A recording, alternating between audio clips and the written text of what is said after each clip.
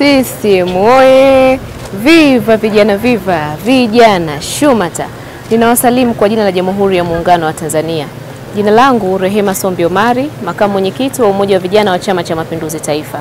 Ni miongoni mwa watiania kati ya wote ambao wamejitokeza kuonesha dhamira zao kwenda kutekeleza ilani ya 2025-2030 watakapopata ridhaa baada ya mchakato wa kurejeshwa majina na kupata ridhaa za wapiga kura kwenda kuwakilisha katika nafasi za udiwani, wabunge, wawakilishi na hatimaye tuungane pamoja kwenda kuhakikisha ile slogani yetu ya Dr. Samia mitano tena, Dr. Mwinyi mitano tena na Chama cha Mapinduzi mitano tena inaenda kukamilika ifikapo Oktoba mwaka huu 2025.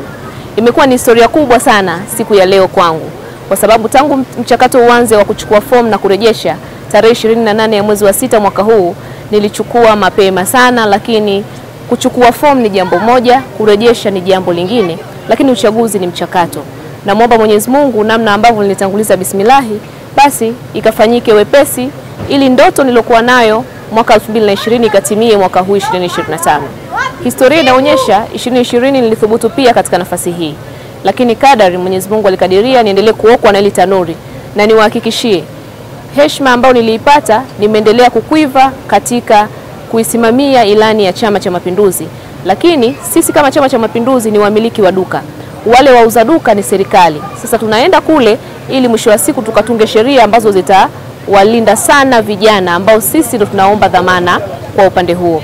Lakini kipekee niwapongeze sana Secretariat ya Chama cha Mapinduzi ikiongozwa na Katibu Mkuu wa Chama Dr. Chimbi kwa namna ambavyo wameratibu zoezi hili. Limeenda kwa amani na usikivu mkubwa. Watu wamejitokeza, lakini hususan vijana wa Chama cha Mapinduzi wamewiwa kweli kweli. Rai yangu kwa watiania wote, pale ambapo mchakato utakamilika, majina yakarejeshwa, wale watakaoenda kupeperusha bendera ya Chama cha Mapinduzi tukawaunge mkono. Maanake kuisha kwa uchaguzi mmoja ndio mwanzo wa uchaguzi mwingine. Tuendelee kuwa wamoja, tudumishe amani na mshikamano ili amani endelee kutawala ndani ya taifa letu na Chama cha Mapinduzi isiishie miaka 48, tuendelee kutawala maisha. Kidumu Chama cha Mapinduzi.